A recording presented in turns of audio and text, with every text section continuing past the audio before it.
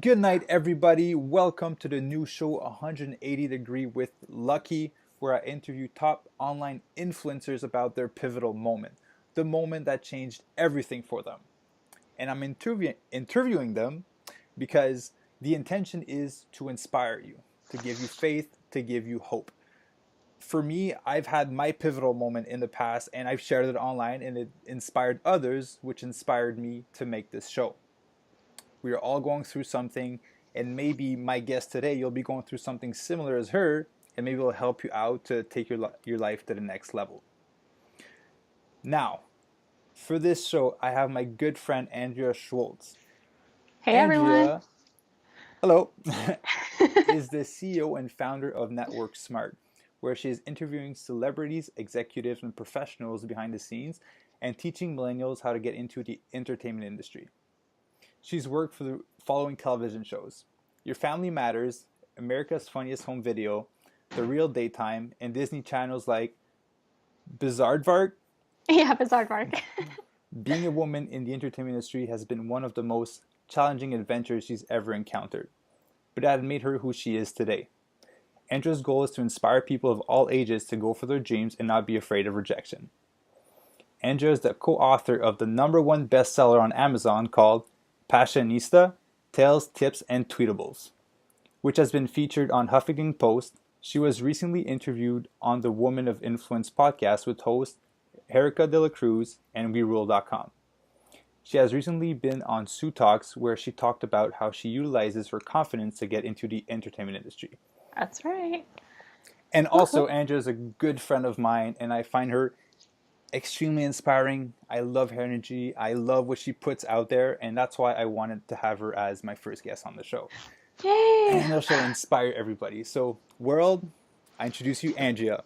Hey everyone. Yeah, no, thank you so much for the introduction, Lucky. That was awesome. And you're so sweet. I cannot believe that I'm your first person of the year. Actually, the entire It is, thing. it is of the year. So, you guys will be watching this in like March, and we're beginning January right now. Gosh. So, no formalities. We're saying the dates. What's up? All Yeah, right. what's up? So, Andrea, I've shared a bit about you, your story, and what you do. Yeah. But I was wondering if you could add a little bit more to it, since you know the context of the show. If you can put us in the context of what you went through, like what was your pivotal moment, if you can set it up for us. Yeah, absolutely. So I was in middle school. As you can imagine, when you're in middle school, you're a little bit more vulnerable, when it comes to expressing who you want to be and making friends can be kind of difficult. And you've got a lot of people that, they're trying to figure out like where they fit in the food chain per se, is what you could Yeah. say. Um, well, I remember, okay, so when I first started middle school, I had a ton of friends. Like, I remember hanging out with them all the time during lunch. Um, and we would be joking around and just having a lot of fun. Um, but there was a moment where I ended up standing up for a friend. And that standing up for my friend actually actually started to get me bullied. And the reason for that was because a lot of the girls back in the day were just really um, mean, insecure. They didn't really know how to handle people being like confronting them, I guess is what you could say. Yeah. And because I did confront them about a situation that this girl had no involvement in whatsoever, they didn't like that. They felt like I was attacking them. Yeah. And from there, that kind of led to me getting bullied for 3 years straight in my middle school years. So that was really tough. Yeah. I can. What's the word? The French wants to come out. I feel what you went through. I went through something Yeah. similar. Um, and I want to know why was that the pivotal moment? Because we get so many moments in our life that could shape us, hmm and there's a specific reason why you're bringing this one up today. And I want to know, why is it that specific one? It's the specific one because it's the one that affected me the most growing up. And that actually changed my perspective on what it was like to be in the real world too, because you're constantly dealing with people that do take advantage of your good nature, and they don't really care about how you're feeling a lot of the times. And how do I explain it? It's kind of like, Yeah, people don't care how you feel. They just care about yeah, how they feel. yeah, exactly. So it can make things a little bit more difficult when you're stepping into the unknown, per Yeah. se, because you don't really know how you're going to be able to handle the situation until it occurs. And I remember that moment in my life actually shifted me to become stronger. And if it wasn't for that moment in particular, I wouldn't be where I am today.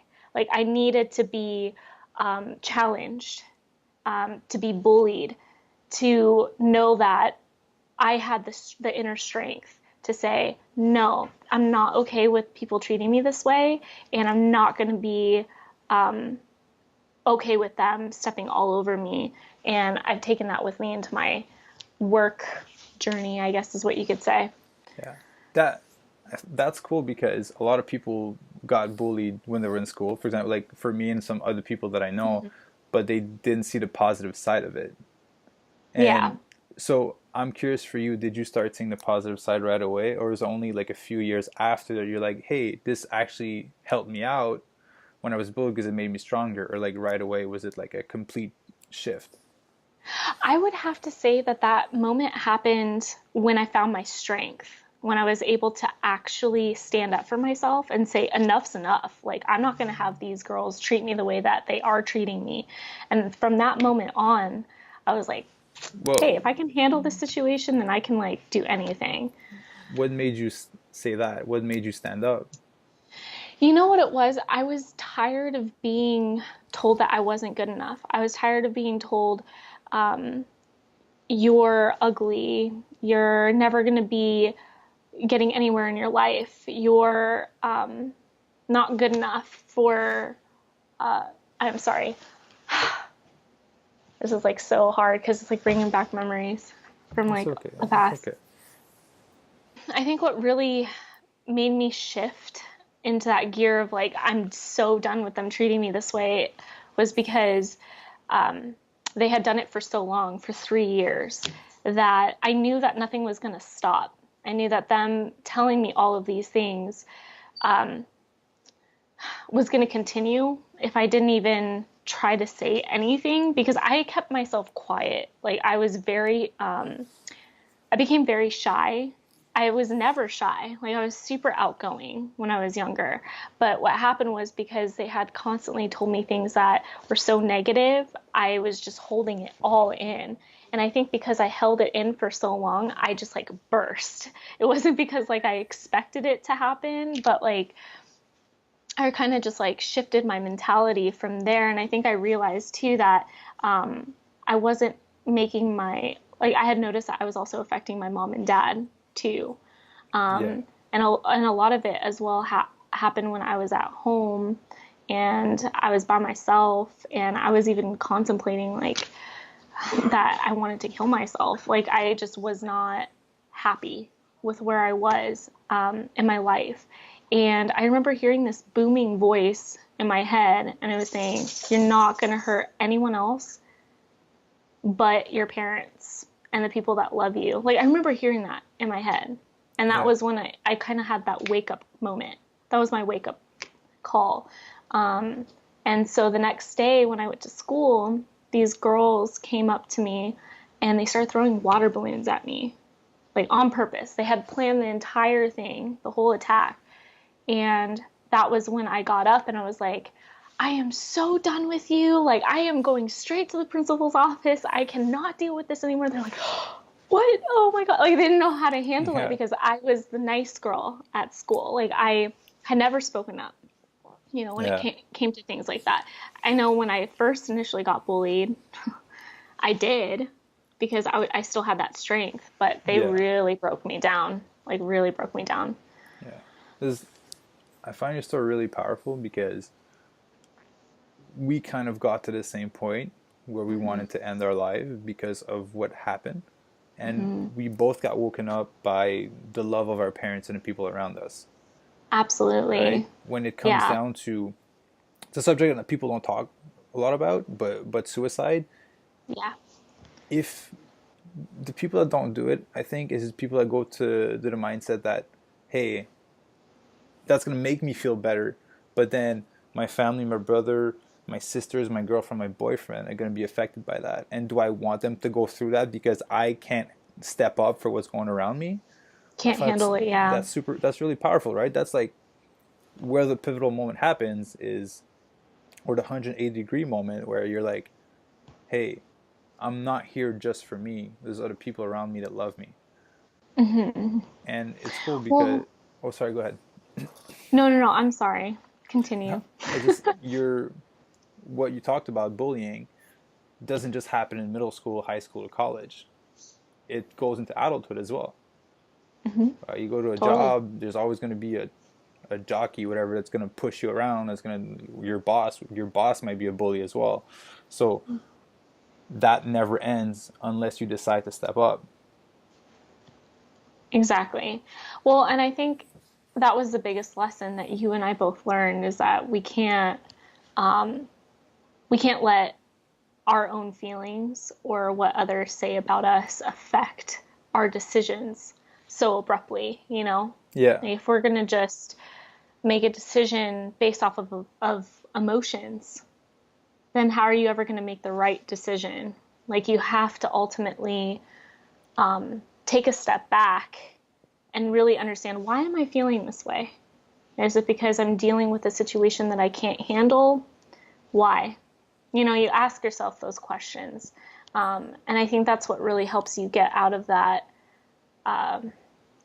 area of weakness, because we all have weaknesses oh yeah, as humans. oh yeah, We're for not sure. perfect in any way, right? Yeah. No, I mean, we're not perfect. Well, I mean, maybe you are, You but always, no, no, we all have our down moments, that's for sure. Um, and that's the cool lesson as well, is that it's temporary.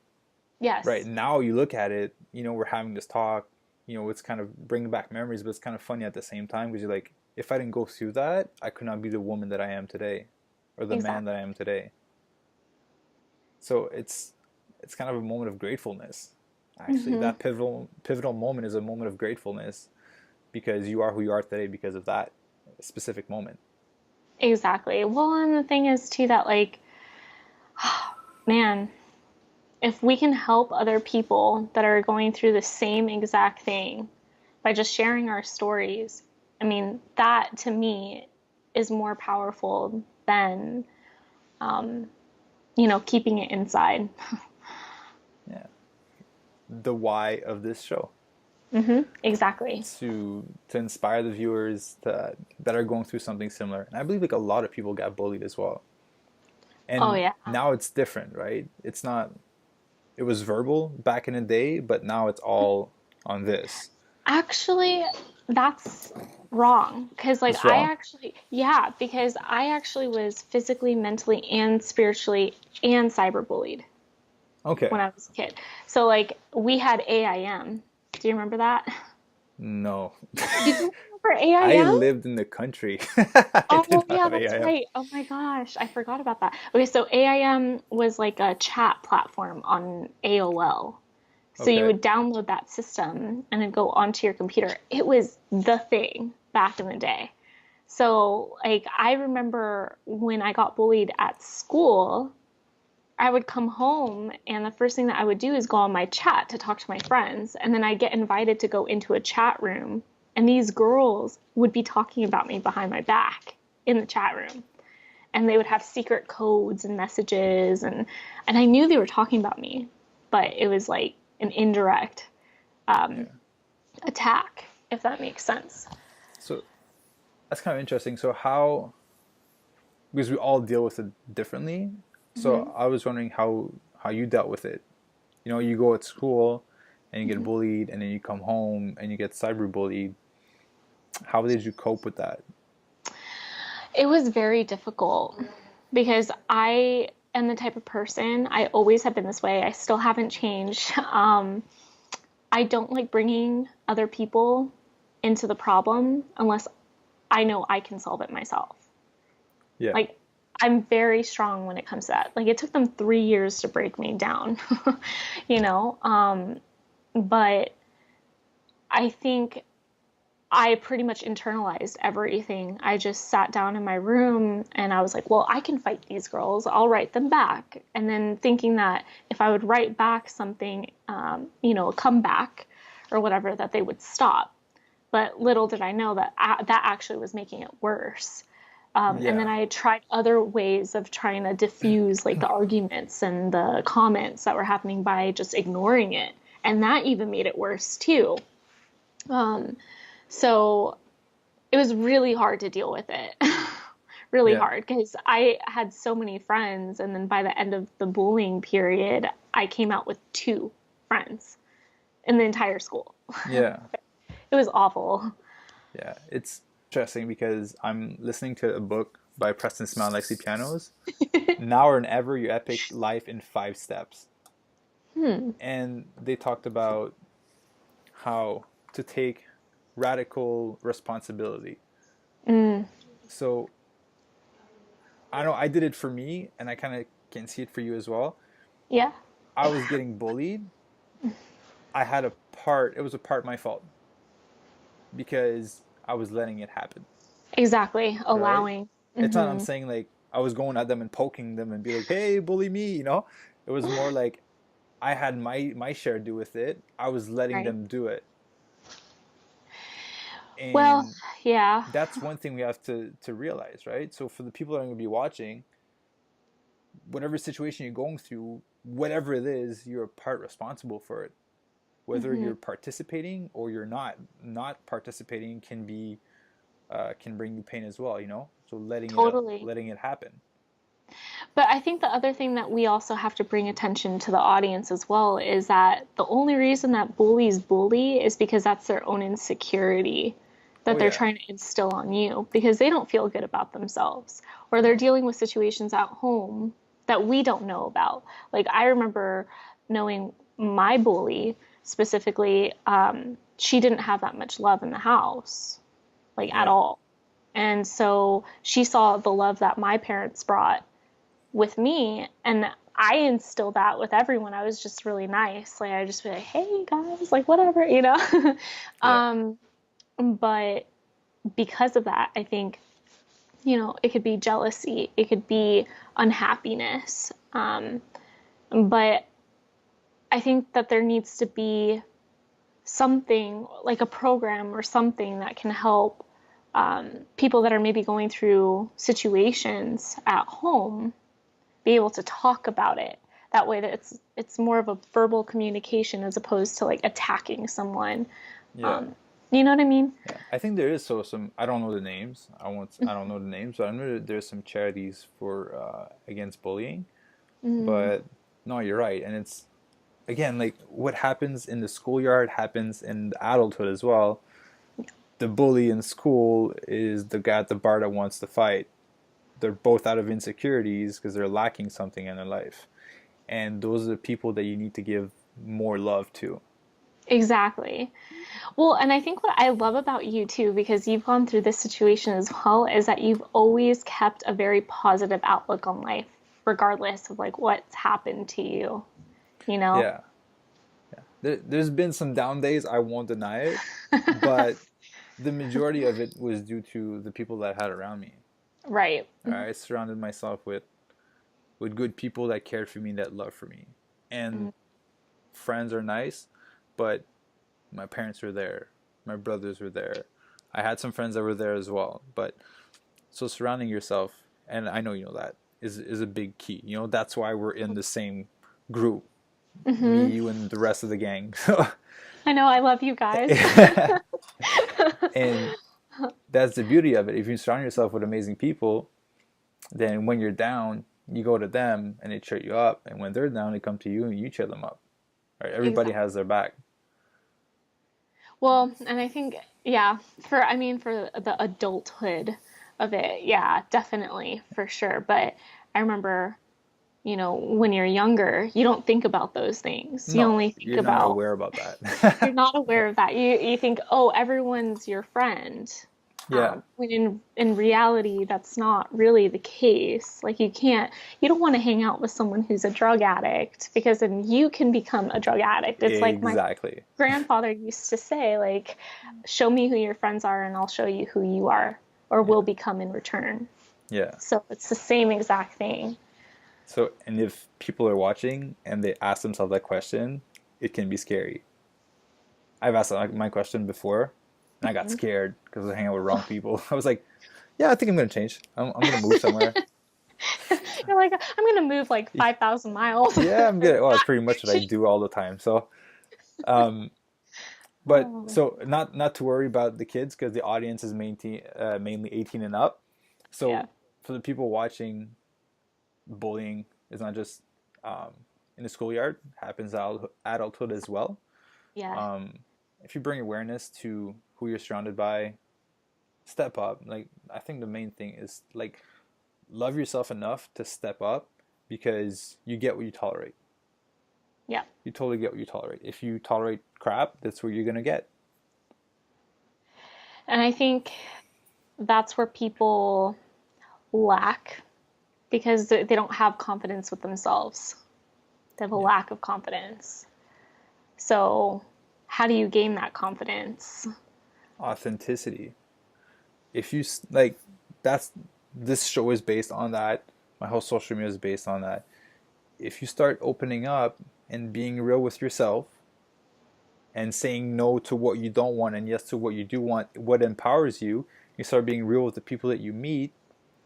It sucks in a way because some people will leave.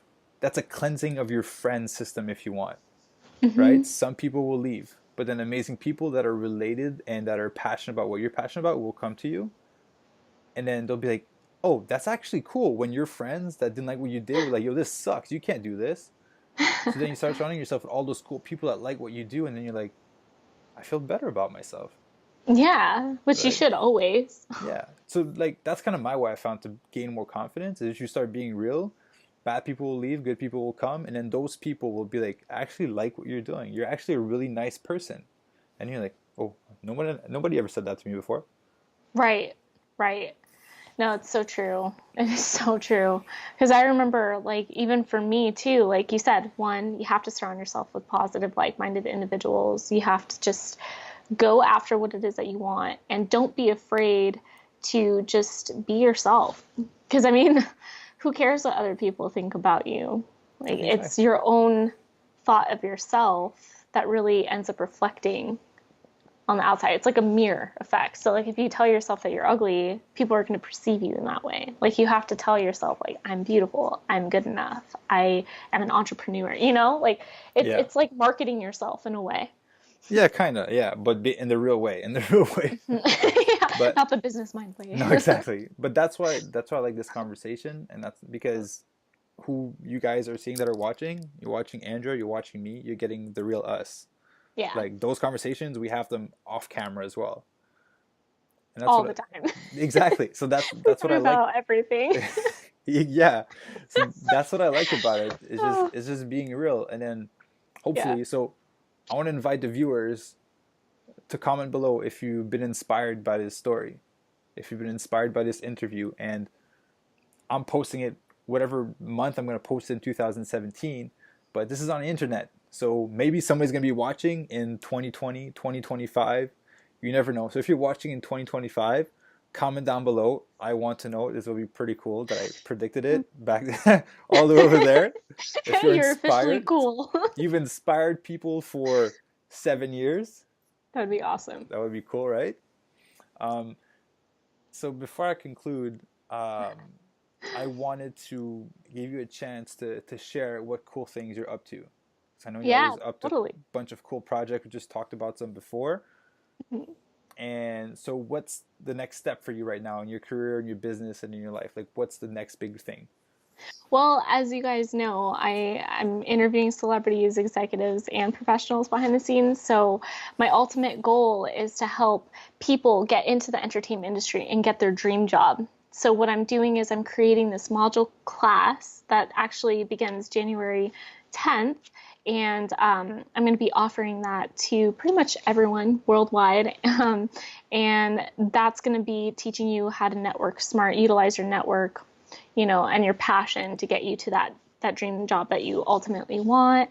And on top of that, I will be interviewing in the next couple weeks Donald Turner from General Hospital, Quaid Baca, who's a Steadicam operator, possibly Jake Paul from Vine and YouTube and Disney Channel Bizarre. We'll see. We'll see. That one's still up in the air.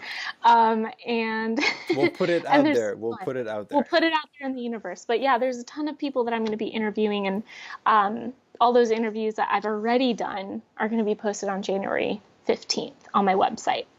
Awesome. So for you guys watching this right now, then this video is going to be out after she's done all those interviews, so you can go check it out on her website. Yeah, it'll be there. Yeah, and there's going to be a lot more cool interviews for sure. And all her information, her Instagram, YouTube, her website, her page, everything is going to be linked down in the bio below if you're on YouTube, and in the podcast, same concept. You guys can go check out all the work that she does, the amazing work that she does. Thanks. And yeah, Andria, thank you so much for coming on the show. Thank you for being the first guest of 2017 and this new season, this new concept that I'm putting out. I really appreciate it. I really appreciate you. Thank you for your beautiful energy. Aww. And I love you, Lucky. No, seriously, thank you so much for thinking of me to be your very first podcast and interviewee. And Happy New Year. I'm really stoked for 2017. It's going to be a very successful one, and I can't wait to see where this goes. Full of success, full of love. Heck yeah. All right. Thank you, Andria. Thank you, everybody watching. Thank you for sticking until the end. If you're a true warrior, click that like button, subscribe, comment that we've inspired you. And I'll see you guys in the next video. And Andria, I'll see you in a couple of minutes. Yeah. Ciao, everybody. All right, guys, bonus tip from Andria. We just thought about it after the interview. So, Andria, here's your chance. Yeah. So the biggest thing that you should do is always tell someone about your situation. Don't keep it in, like how I internalize it or how Lucky internalized it. Just be bold. Ask for help, because it's so important to ultimately just say what it is that's on your mind, because you can't solve a problem by yourself. Sometimes you do need help. Beautiful. Thank you. You're welcome. Dab. Dab. There you go.